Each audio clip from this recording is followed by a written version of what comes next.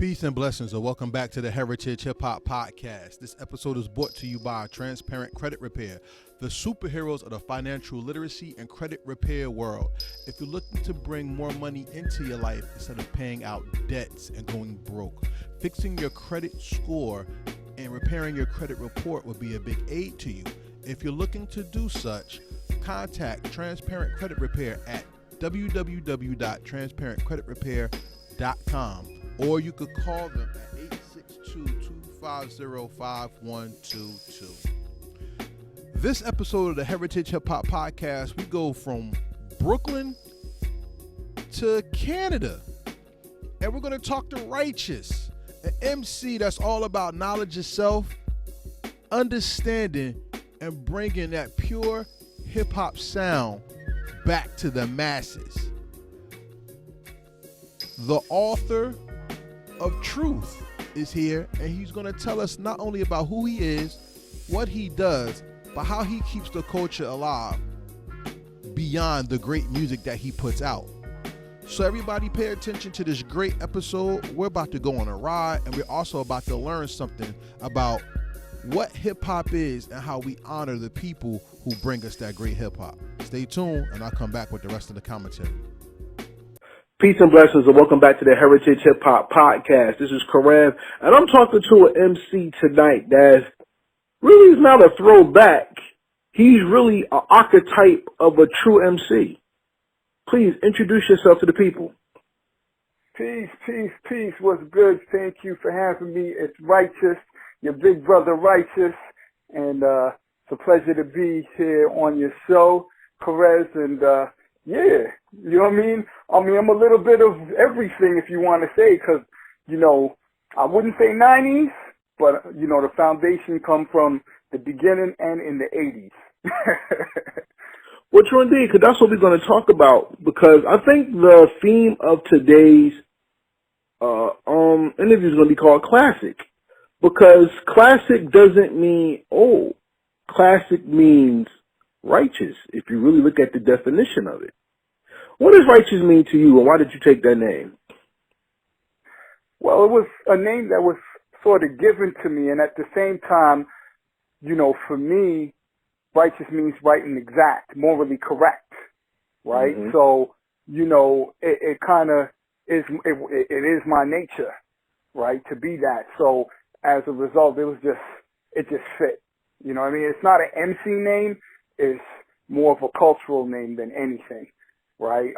If I actually had an MC name, it would actually be the Administrator of Truth.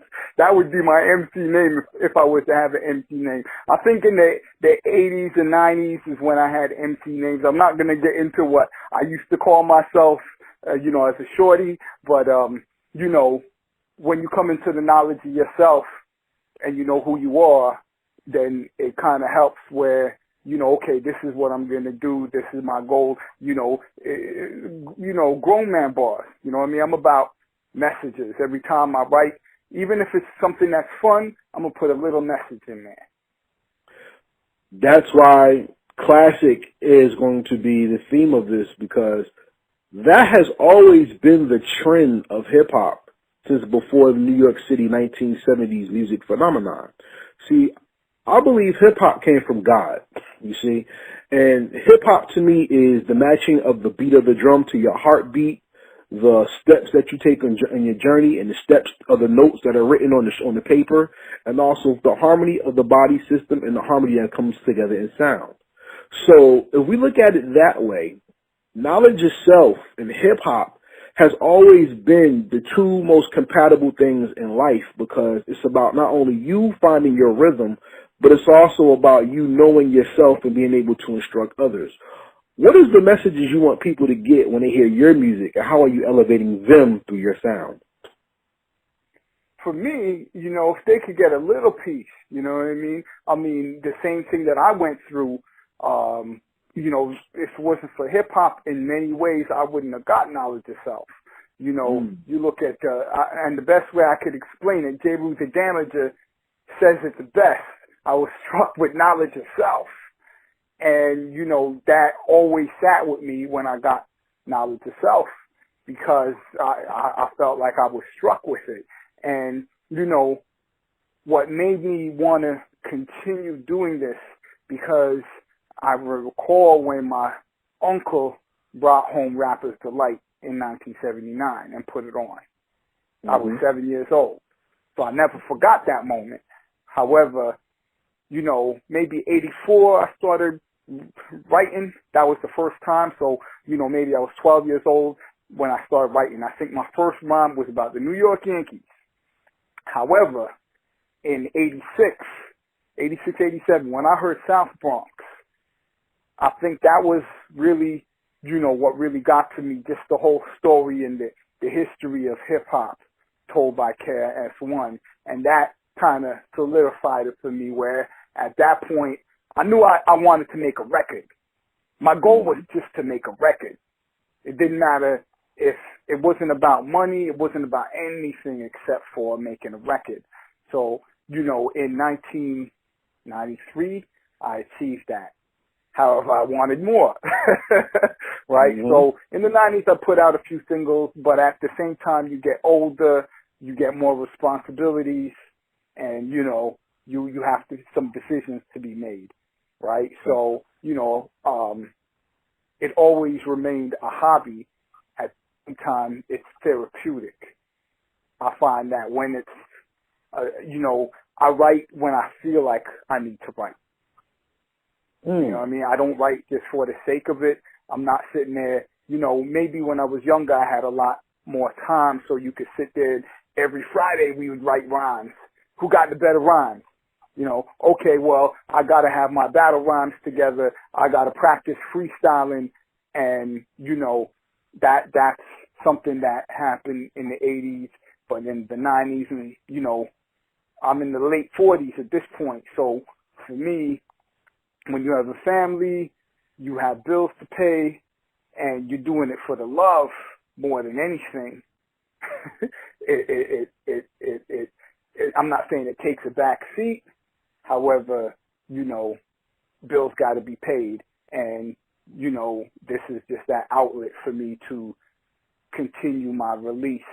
And, you know, it's you know, looking at classic, if you want to put it in those terms, it's history, you know, because, you know, a lot of, and sometimes it's history, it's the present, and it's the future. Because you look at a lot of artists when they write, you know, KRS-One has been already saying these things.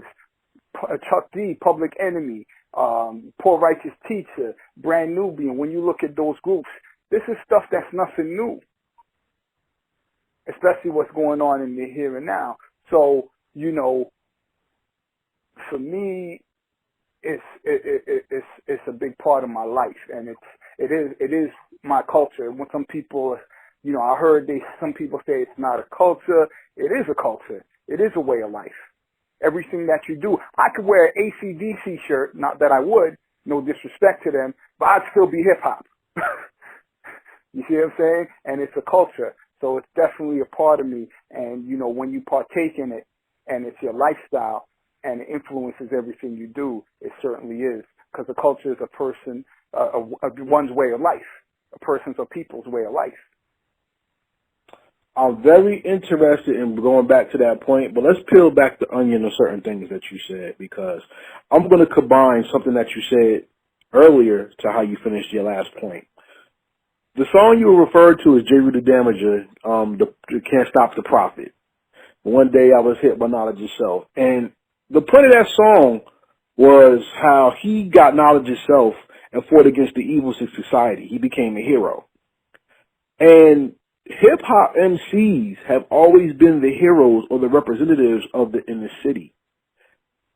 By taking on that responsibility, and then, like I said, coming back to where you came from, where you were going with your statement, with the message has always been there, but you adding to this legacy as a hero now when it comes to being an elder statesman, as you would call yourself in the hip-hop game, being that you're a representative of this culture, how is it important for us to recognize and pay homage, yet also keep the culture alive so we don't lose those traditions and that foundation of the game and the culture itself in our new hip hop today. Take control, right? So, you know, you don't necessarily have to just be an MC, graffiti writer,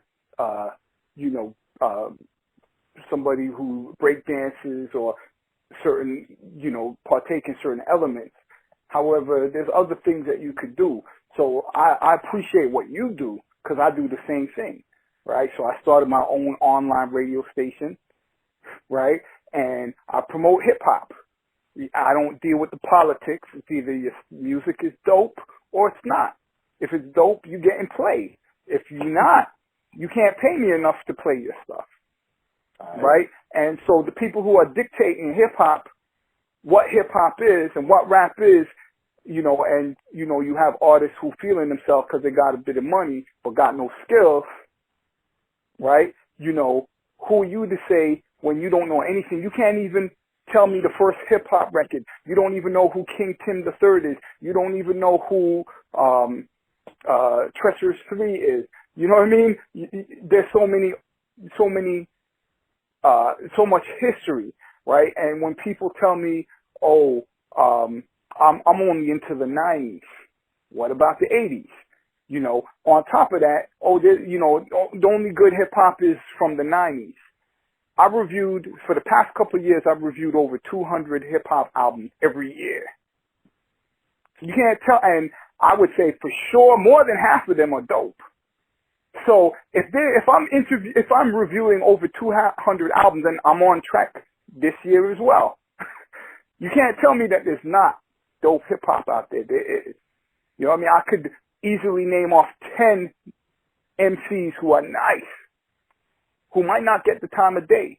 Recognize Ali, Ill Conscious, Ty Ferris, Ray Swoop. I know I'm forgetting, Cool Taj the Great. You know what I mean? Like, the list could go on, right? So there's a lot, and these are, you know, people who emerged over the past few years, even with the female, Sa Rock, right? So I'm just saying that, you know, we got to take back the culture in different forms, and it's happening, right? So, you know, it comes down to what are we going to do about it? How are we going to leave a legacy? Is we got to be the pillars and not have someone else dictate what we do. I like how you said that, because taking ownership of the culture is what makes a culture survive.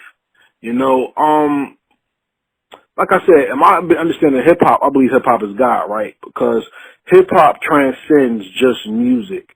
I can't say that about jazz, because jazz is a music style and a slang for sex. I can't say that for R&B, because when the game took over soul music and R&B was birthed, it became an alternative of hip hop in today's, I guess, melodic sounds.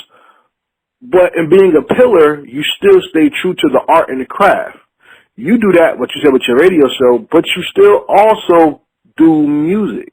Why is it important for you as a pillar to not stop when it comes to being in the booth and studio? Well, this is something that's ingrained in me. You know, if you asked me this when I was a teen, I could never tell you that I would still be doing this, but I could definitely tell you I'll be doing this till the end, the so-called end, till, you know, I go back to the essence. I'll definitely be doing it. You know, there's a couple of things that flashed across me. I'm just trying to put it into words, but yeah, I just know that this is something that's within me, and I have to continue on. Regardless, it is what it is. And, you know, you have ideas, you know, whatever someone can get from what I write or what I say, that could influence them, then, you know, that's all that would really make me happy. It's just to hear that, you know, I influenced somebody's life or I made someone's day. You know, when someone comes back and they say one of my lyrics to me, you know what I mean? There's times where, you know, I had somebody say my lyric back to me and I was like, who said that? You did. I'm like, I did?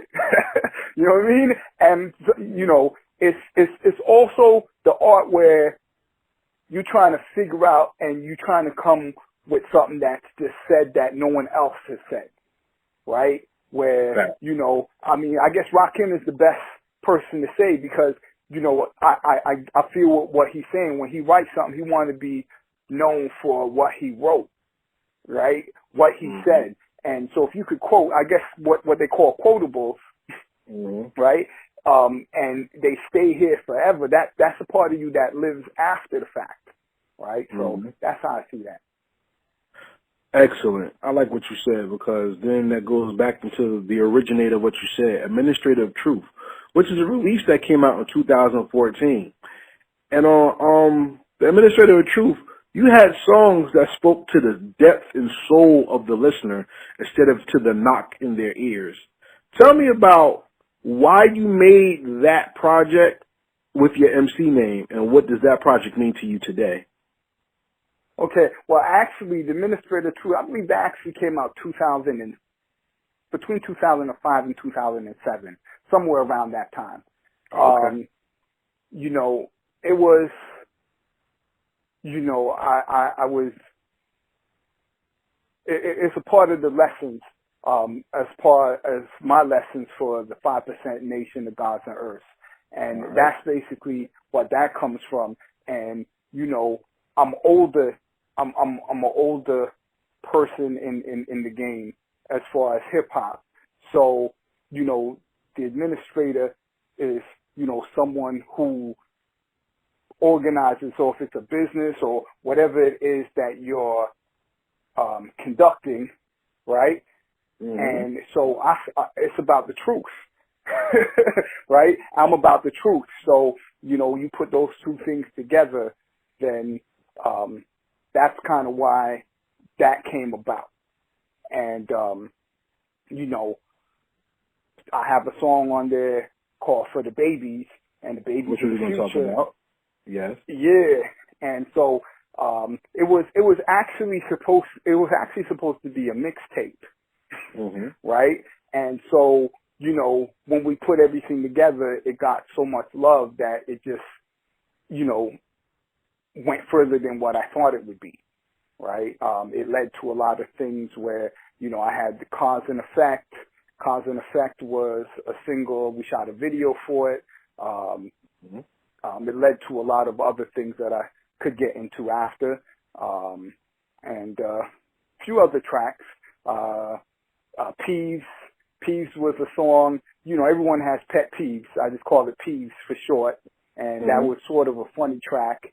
And, yeah, it means a lot just because that was the full, you know, my full release for someone who was doing it for a long time. I mean, in the 90s, I had a few albums done, but they never came out, only the singles, right? And it could have been for different various reasons, you know, whether it be in the groups that I was in and things fell apart, whether it be where, you know, the label went under, different various reasons. And, you know, I was able to release singles from it, but never a full album. So I took it upon myself to put it out one way or another. So, you know, it was a label called Sega, now defunct, but I was partner in it. And so I just, you know, took it over and transferred it to my label now, which is called Tout Recordings. Excellent. In what you said, though, I got to pull back a little bit because hip-hop is a door. It is not the music especially. It's a door, and people rush to the door and don't go through it. As an overseer or administrator of truth, it was important for you to go through the door to see that hip-hop is more than let me make a song and get popular, as you took it to a label. And it also took you to the media work that you do now. But you've also been in roles when it came to independent movies and putting your music out there for people to hear in the films and appreciate the film more. How did that door open for you? And what was hip-hop like when you viewed it from that lens instead of just always being in the booth and making songs? Well, that's where it led to. So the administrative truth, people took notice to it, and can't recall the individual's name. You know, there was a few movies I was in. However, there was the one movie, Taste of Relations, and they were like, they wanted me to write a song about a situation where the scene was a female who didn't listen to her family and, you know, she just didn't listen to her family. And the scene was, I was at a club, I met her, and we ended up in the bathroom. They cut it. They didn't really show what happened, but she came in the bathroom, we had sex, and, you know, she was just the type of female that didn't listen to what her parents had to say, and she ended up on the wrong side of the track. So the song is, I think it was called Empty, yeah, I got the chance to write that song for it, and it was an opportunity because it allowed me to travel to Las Vegas. I won an award for best hip-hop or best music in an independent film, Vancouver, and then I can't remember what virus. It's funny because of Corona right now, but there was a virus back then, and I was supposed to go to Mexico for an award, and we couldn't go because of that virus. And then I think there was Spain. It was funny because they paid for the hotel for me, but they wouldn't pay for the flight, which didn't make sense because I wasn't going to go to Spain for 2 days and spend all this money, right? So, yeah, it led to, you know, a whole different community listening to me. And, you know, I had a lot of offers as far as, oh, could you do a song with me for my movie? Nothing really ever panned out. But yeah, it was an experience. It definitely was an experience to travel and meet people and see what things were like. Unforgettable moments. Did that show you how big hip-hop truly could be rather than what it was to you? Yeah, just because I didn't have to water down what I was doing.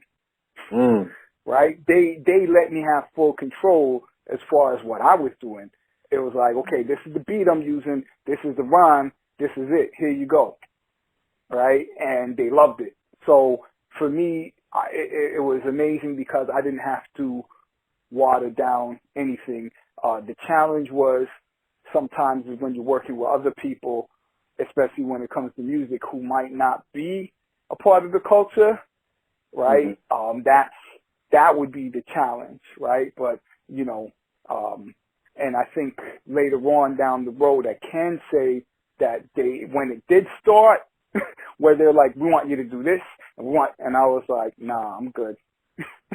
I'm good, right? However, you know, it shows that you could still do what you love without sacrificing anything and having, you know, and being successful, right? So that was the beauty of it. However, you know, those people who aren't part of the culture, it's just about money for them. That's how I see it.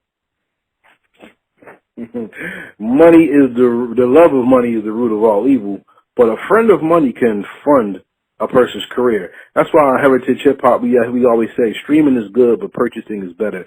And our point is, after this interview, when people go and do their research on Righteous, we want them to purchase your music. And one song that I think they should purchase that I regret I did not have when I did my playlist for Our Lives Matter is DWB. Can you talk about that song? And let's get into the heart of that subject matter. Yeah, that's actually the new single this week. That's what we're pushing right now. Okay, so DWB is Driving While Black. Mm-hmm. And I wrote it last year, and it means a lot to me because my first interactions, I recall my first interactions with the police. So in the 70s, I recall, and it happened a few times. However, my father driving, pull over, and they call him boy. So I'm a kid, you calling my father a boy, you know, and he stood up. He was just like, who the fuck you, I don't know if I could swear I do. You can't get it. You What the good. fuck you call it, boy? Mm-hmm. You know what I mean? And, Yeah. you know, I never forgot that moment.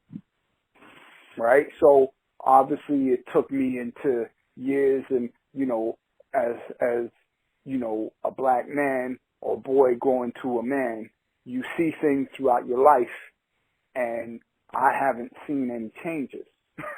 Right? So, the same thing still happens today. Right? I mean, you know, there's so many cases, and especially with the George Floyd, I think definitely that was the biggest case this year. However, there's a lot of cases that a lot of people don't know about, right? Yeah. And, you know, I wrote based off of experiences that I had, right? So, you know, there's times where there's stuff that I may not have spoken about. There's times, I mean, I believe there's a show on TV right now, too, called something about highways. There's a highway in Toronto called 401, and I was driving on it, and I've never got pulled over on the highway before, ever. So all of a sudden I see flashing lights, and I'm like, okay, it ain't me. I'm continuing to go for maybe another 30 seconds, and I'm like, oh, they're right behind me, and there's another one. Let me pull over. So I pulled over. They had the guns on me and everything, and I'm like, it looked like they were going to ram me. I had my hands in the air. I'm like, okay, like they were very aggressive. And so I had to sit for like half an hour after the fact, because one of the person was like, it ain't him. And they drove off. Not an apology, nothing. Just, you know what I mean? I had a tow truck driver come up, and he was like, do you need help? And I'm like, nah, I just had to take things in. You know what I mean? Right. And it would be different is, you know what? Wrong person, we apologize, we on our way. But not even that. And so this is like, you know, every few months, you go through things like that. You know what I mean? Even like the other day, maybe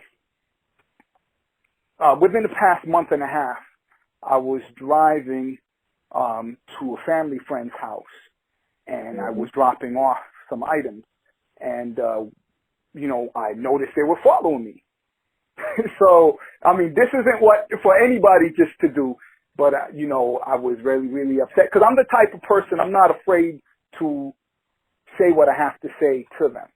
And so I pulled over the car and rolled down the window, and I'm like, can I help you? And they're like, they didn't know what to say, except, oh, you look lost. I'm like, nah, I'm not lost. I'm going to my friend's house. Can I help you? And they're like, oh, no, you're good to go. We checked your license plate. And I'm like, okay, bye, see ya. Right? And, you know, they just didn't know, but they were following me for a good few minutes. Like, you could definitely tell that they were following me. And so when I pulled over and rolled down the window, they rolled up beside me, and they just didn't know what to say. Right? And, you know, you never know what situation could happen based off of that. True. Right? So, you know, it was important for me to, you know, if you in every song that I have on the latest EP, there's a message, right? And even CMO3, there's a little something, right? So, you know, for me, that was important just to bring that across, because that's something that always bothered me. And, yeah, it was just, you know, I wrote it, and it's how I felt about the situation. So, that's it. You have a right to express how you feel about situations, because you're the one who lives the situation. And I think that's what's been lost in the art of hip-hop, because people aren't telling their stories anymore. People either crying, turning up, having sex, or misogynistic, and that's it. Even the art of story rap isn't even in the game as much as it used to be right now. As an MC, what style do you miss, or what style do you think is coming back that has been lost from the art of people not doing it? I mean, there are. I just don't think that it's as much as it was before. I can't pinpoint one specific song. Trying to remember the brother's name, man. They had a song that I really liked. It's bothering me right now. I know he did a song with Ed O.G. a few years back, and for some reason, King something. I just can't remember the brother's name, but they had a really good album last year, and they had one song, and the song was talking about slavery, and it was just, you know, the way they broke it down, you could picture what they were saying, right? You know, but yeah, as far as the, you know, if I was to look for a specific, there's so much hip hop to speak about. You know, I like my Biz Markie, I like Slick Rick, you know, even Fresh Prince. When, you know, I love the first album. You know what I mean? I'm a fan of the first album, right? He's a rapper, I'm the DJ. Yeah, you know what I mean? Because when you go back and you listen to the original Girls of the World Ain't Nothing But Trouble, you know what I mean? That was getting a lot of play. You see what I'm saying? When he got famous and he redid it, and I think they put Mike Tyson instead of Hagler. I can't remember who he had in the first one, right? So, you know, it's when I heard 6 Minutes and Lottie Dottie, or you could even take it back to just Ice with LaToya, right? These are all stories, right? And the best way to capture somebody is to tell your story. People are going to be tuned into you more if you have a story than just to write about anything, right? So, you know. I hear that. But see, telling your story is the landmark of getting anybody to believe who you are. And going back to a point that you said earlier was about being the first to say something so people know you for what you wrote. What song do you think hip-hop has not made that the world needs to hear?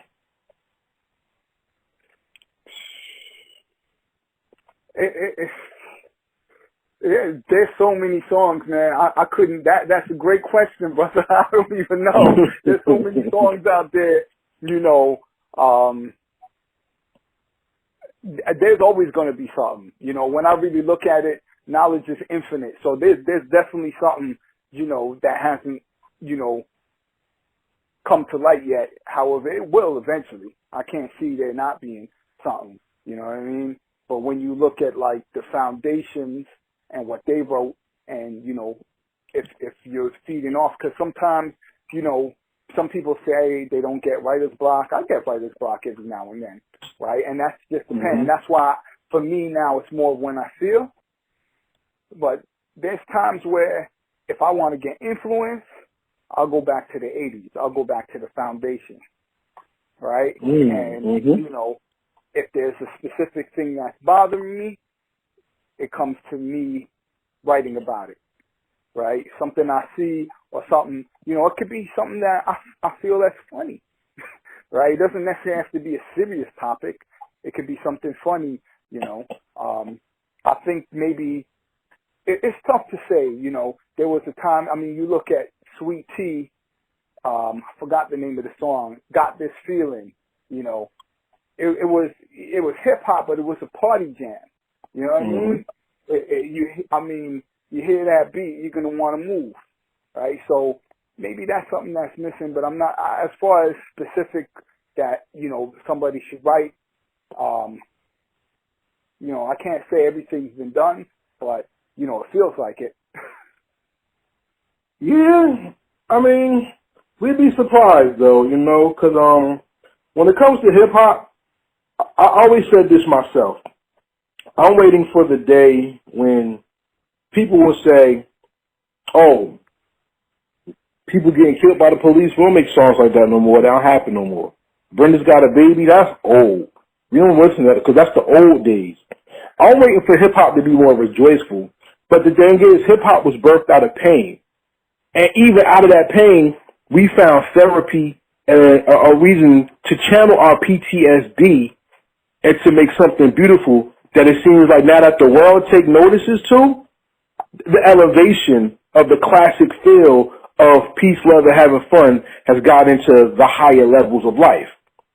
As a man who's seen the elevation of hip-hop through the years, I have two important questions for you. The first one is, now that we see hip-hop elevating, what's the next step for hip-hop, since now hip-hop is a political tool as well? What do you think is the next step? I mean, Karis once said it the best. You know, there's going to be hip hop in the White House.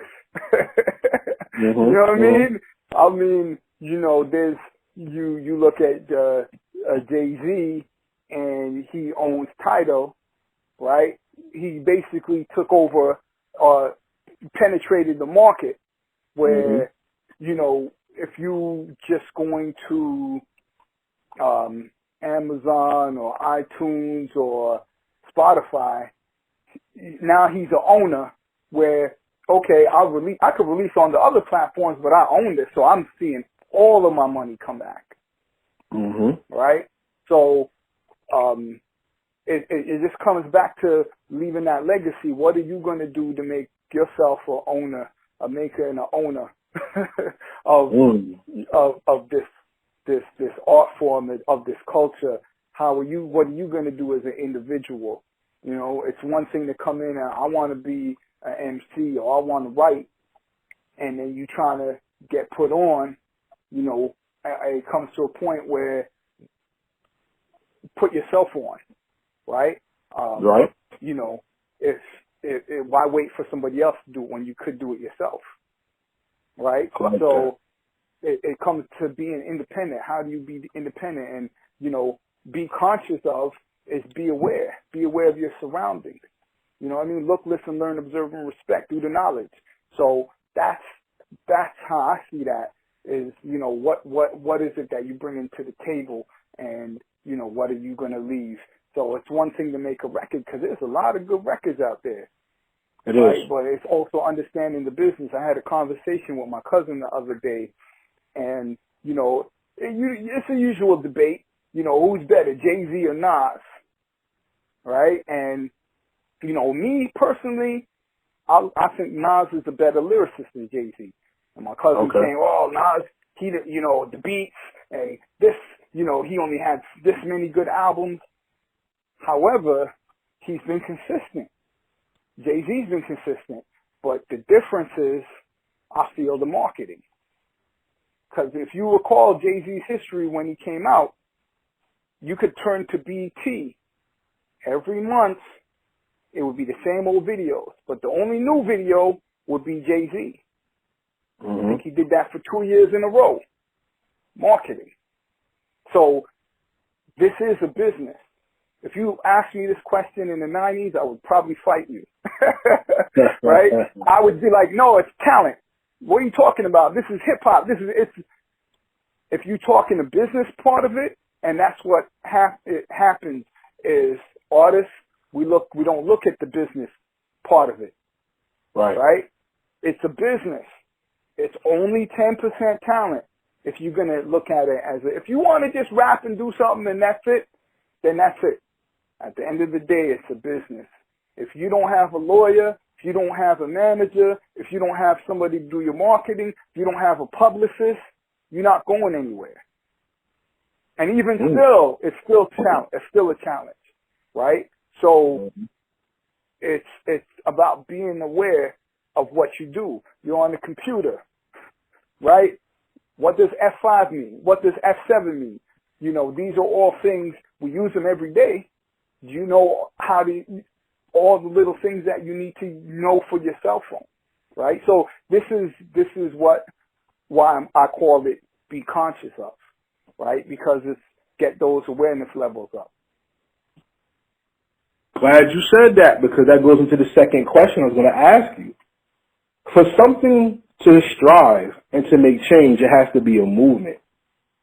The Nation of Gods and Earths was a movement that is synonymous with hip-hop, because the Nation of Gods and Earths were really the first MCs that really came in and elevated the inner city at the same level as the conscience and the music, and that's very rare.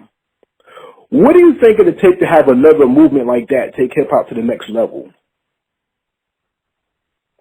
I mean, I would say that the Gods and Earths are still, I mean, when I look at all the nicest MCs, most of what I just mentioned came from the Gods and Earths. Right. That list that I went over, is all the nicest MCs. So I feel like, you know, every few years there's an emergence So I feel that there's another emergence coming right now, right? And what's happened is, if you want to call it underground, right, there's another, or golden era, right? I feel like there's another, but it's independent. Okay. Right?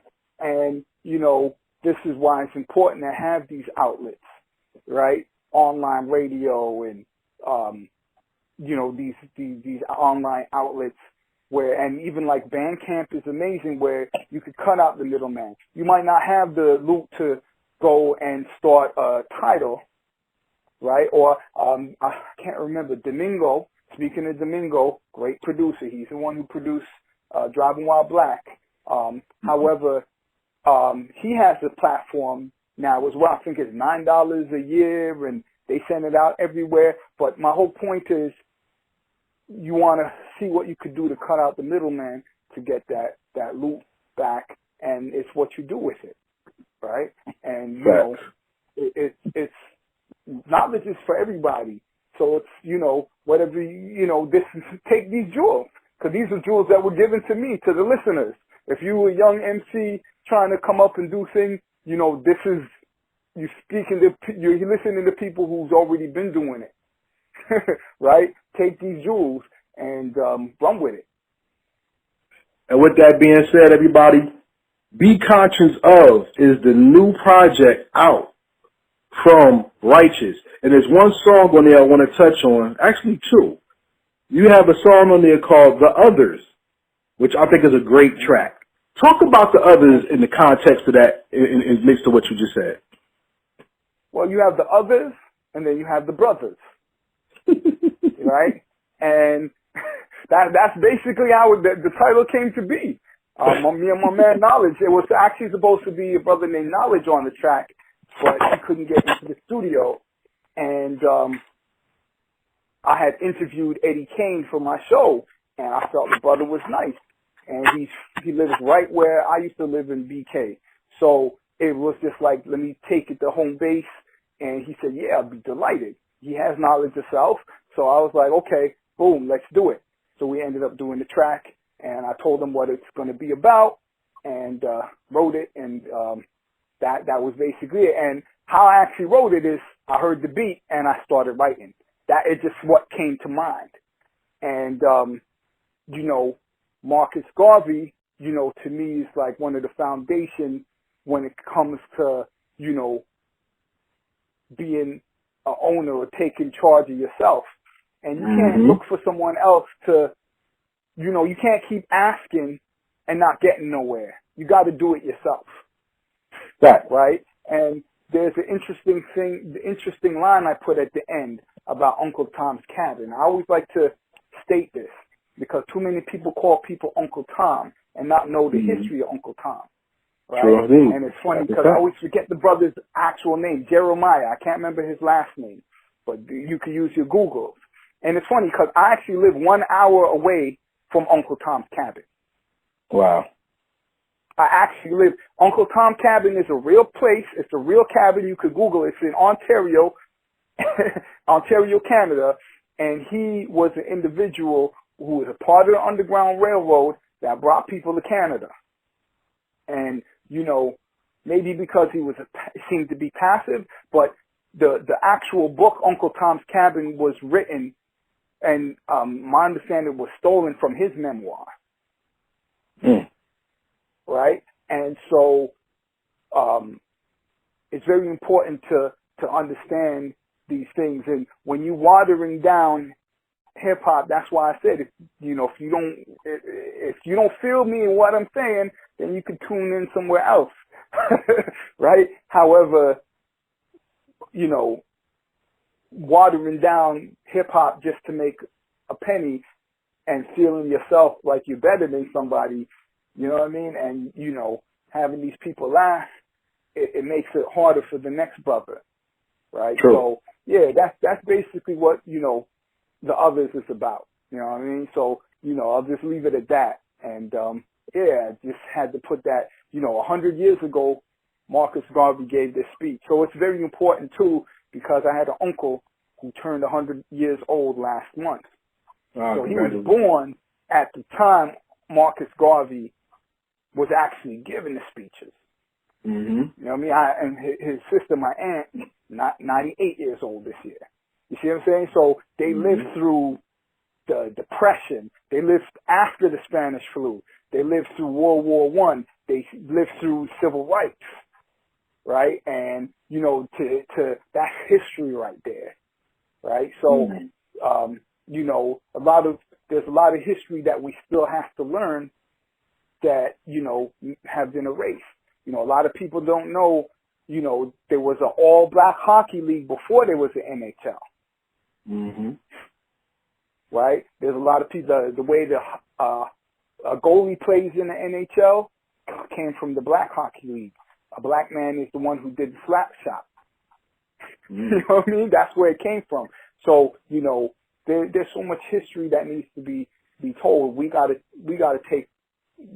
take charge one way or another. If I'm not going to do it, or, you know what I mean, if somebody else is going to do it, I'll make sure I'm going to do what I got to do, to leave some form of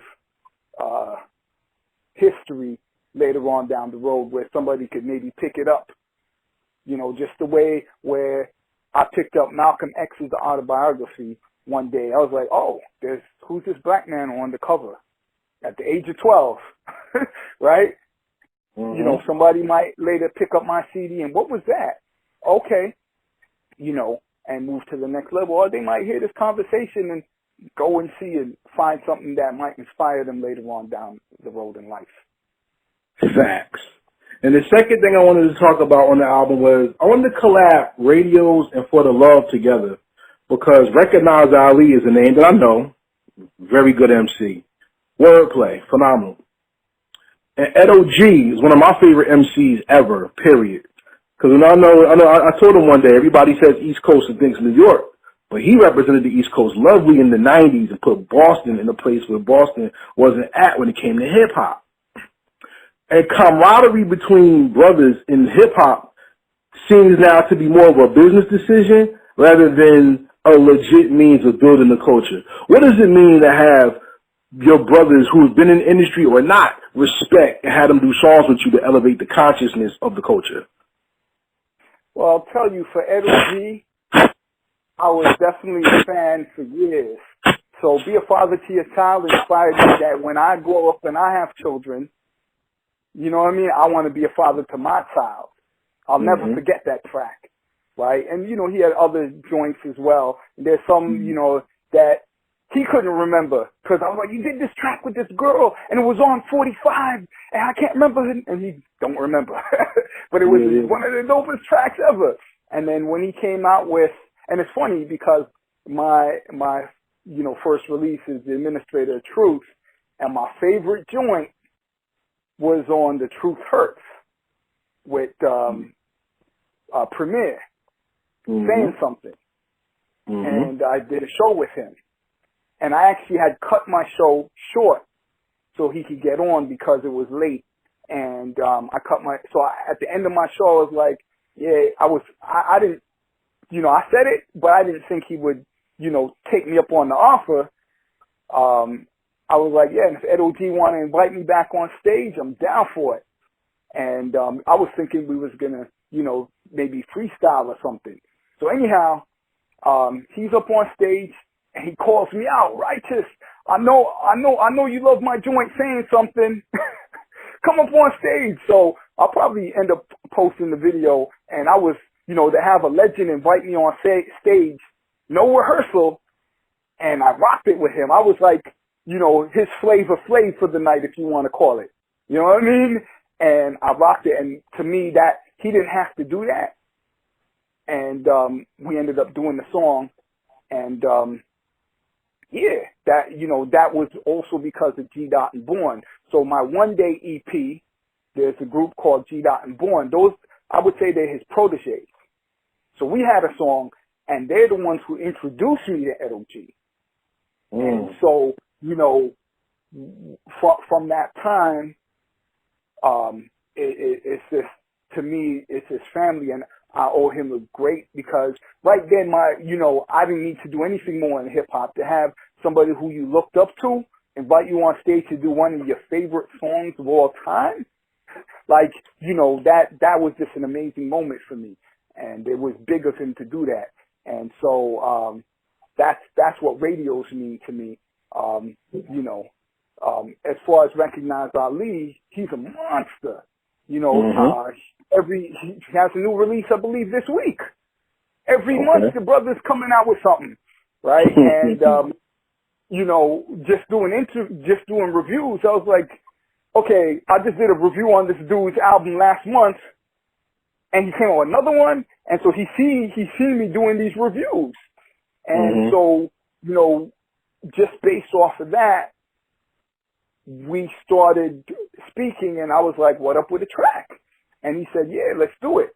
And, you know, went and spit my verse, sent him the music, and he records at the same studio I record at right now. And DJ Merciless produced it, and then my wife is Faith Walker, right? So, salute. Yeah, that's the queen, right? Yeah, so, we did her interview, so that's what's up. Indeed. So that's basically how that track happened. And, you know, going back to radios, that's how G Dot and Born, you know, since they put me on to LOG, it just made sense that we all be on the track. And when I was on tour, I came across this female who could sing.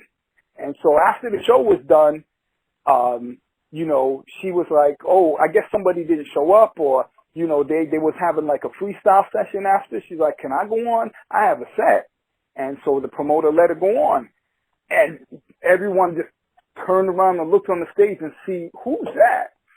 And so it was funny, because dudes was like trying to get at her as far as, can I do a collab with you? And she's like, you know, saying how much. And so after, she's like, yeah, nice set, because she watched my show. And she was just like, yo, I'm feeling you, so yeah, I wouldn't charge you to be on the track. So whenever you down, I'm like, yo, I actually got a track for you. And then boom, she came when she came to Toronto, I guess, to do a show. She came in the studio, did it one time, and that was it. And there you have radio. So yeah, it's you know, sometimes it's not always good to put tracks that you're not feeling. If I'm not feeling it, I'm not going to put it, you know. And it's art. So how are you going to coordinate your album or your EP, right? So it comes down to that, right? So yeah, that's basically it. That's basically it. All right, everybody. So as you heard, consciousness is the state of being righteous. And what makes righteousness classic is it never gets old. Because as long as you're righteous, by the Most High's word, you have enduring, everlasting life. And that's what you want your music to be. Everlasting legacy music. Please tell everybody how to follow you on social media and how to get your project. Okay, so I'm going to make it easy. It's Tout Recordings, T-A-O-T Recordings. And if you want to know if it helps, it's actually the meaning for the Administrator of Truth. Recordings. Right. So that's where it comes from. So it's toutrecordings.com, Tout Recordings on Instagram, Facebook, and Twitter. And yeah, that's basically how you get at me. You could just go on the site and everything's there, from Bandcamp to my history videos, a few songs up there too, and that's basically it. So yeah, Tout Recordings, T-A-O-T Recordings, and that's it. And remember, everybody, if a meteor ever hit the world and we lost all our electricity and internet, if you don't buy the music, you don't have the music. So if Righteous has music that you like, purchase it and own your music. Because are you really truly hip-hop without your phone? You'll find out if you lose your music. Think about that. Purchase the music. Indeed. So with that being said, bro, now it's time for the rapid-fire questions. You ready for that? Yeah. The rapid-fire questions are not yes-no questions. These are questions that show your depth and your understanding of the hip-hop culture and knowledge. So let's go to the first question. The first question is, what song that you have not made, you've heard from another artist, perfectly defines and sums up your life? Song or album?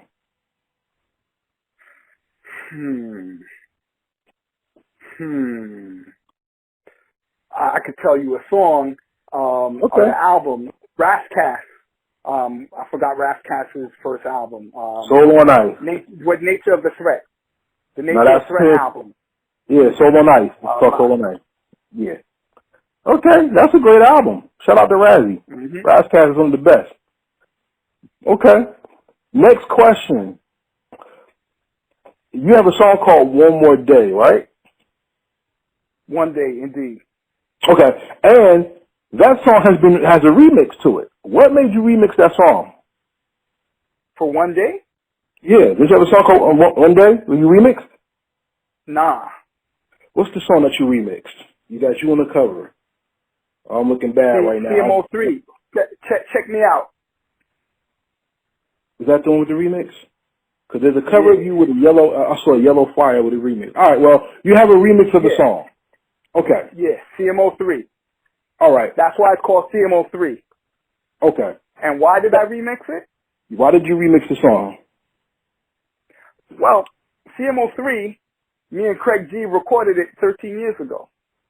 Okay. And the history of it, just to be quick, the producer, I have the original version on my Bandcamp. He didn't have the files. Because when I recorded it, I said, okay, I need the files now. He's like, oh, it's already mastered. I'm like, what are you talking about? So I scrapped the song. Wow. It was just sitting there. And then one day the engineer came to me and said, brother, I have a version for you. I remixed it for you. And he brought it life. The issue is the original person who sang the hook, the melody wasn't right. So I was, I have a good friend of mine named Lamel, amazing R&B soul sensation. I said, can you do a hook on this? He said, yeah. Boom. And so instead of calling it Check Me Out, I called it CMO3 because it's the third version and the final version. And that's how that came to be. And so when people listen to it, they think it's brand new, and it just goes to show that it's classic. Going back to what you're saying, because it's still a banging joint for all these years, and I decided to put it out now, and that's how it came to be. So with that being said, the remix is a standard when it comes to hip hop, because we would either add people to a song or change the beat to give a song new life and longevity. Besides your song, what's the greatest remix made of all time? The greatest remix of all time. I'm thinking it's a PE song for some reason, but you want to go with Public Enemy? I'm trying to think. We're going with Shut 'Em Down. We're going with Night Train. We're going all time Shut 'Em Down. There's a few, man. The greatest of all time.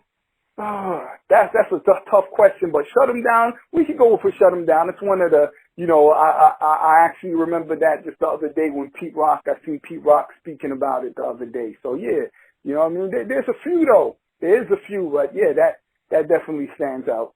You know what I mean? Even the Jump Around remix was dope too. Yes, it was. Pete Rock is a beast. Yes, it was. Okay. You're the first person to ever say that on this platform, so salute to you. All right. Indeed. In doing songs, collaborating and giving somebody the opportunity to be a guest on your spot is big. You can have a feature artist, or it's also called the guest 16. But there's certain guest 16s where the artist stole the show from the feature artist, the main artist. I'm going to ask you, what is the greatest guest 16 or guest bars on a track ever? That stole the song? Yep. I feel this one's going to come around and bite me years later down the road. But I think he agrees anyways. Cannabis and Common. I can't remember the name of the song, but Cannabis, I remember even a few years later, Common was like, yeah, I think he outdid me on the track. And he did. I can't remember the song, but you know the song. The Earth got one sun, but I flew with three shadows. You talking about that one? Yeah. I forgot the name of the song. I'm your worst nightmare squared. It's something. Yeah, I remember. That's a great pick. No, you the first person to pick that too. Salute. Indeed. That's a great pick. So let's continue. If you had the opportunity to make your perfect song, who would do the beat and who would feature on your song, dead or alive, no restrictions? Who would be on the song and who would do the beat? Dead or alive, no restrictions. Definitely Premier at this point, just because, who doesn't want a Premier beat? You know what I mean? Yep. I mean, there's a lot of people, but, I would go for Premier right now. And then, can I have more than one guest, or it has to be one guest? It's up to you. This is your perfect song, not mine. Okay. So definitely Cool G Rap. Okay. Kara S1. Mm-hmm. I'm not even sure who else I would add, but definitely those two. You know what I mean?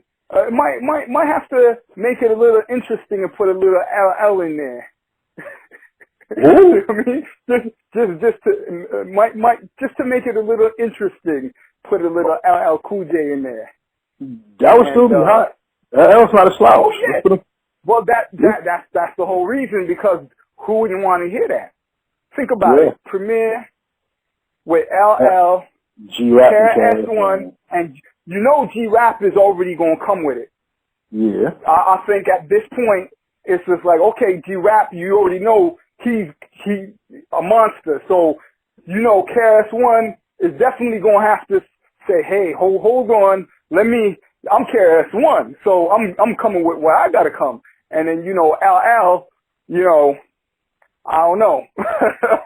You know what I mean? It's funny. I don't mean to switch the topic, but they were talking about a versus battle. I think the versus battle would be Jay-Z and LL. A lot of people want that too because of the secret ego beef that's going on between them two. Yeah, that'd be interesting. That would be nice. But yeah, that would be. I think I'll leave it at that for right now. For my joint. Okay. Next question, and we have two more questions. The next question is, what is the golden era, if there is one? I don't believe there's a golden era, but what is the golden era, and how do you define it? For me, it's the 86 to 87 era, 86 to 89 era. You know what I mean? That's to me where at least for me, that means a lot for me for hip hop, because, there was the Just Ice, there was Slick Rick and Dougie Fresh, Kara S1, MC Shan, the Juice Crew, Big Daddy Kane, Rakim, like so many MCs with different styles and doing their thing. It just, it's a part of me, because, that's the time I will always look to. And if you're not from that era, it's sometimes it's hard or difficult to understand it. You know what I mean? True. Very few could appreciate it.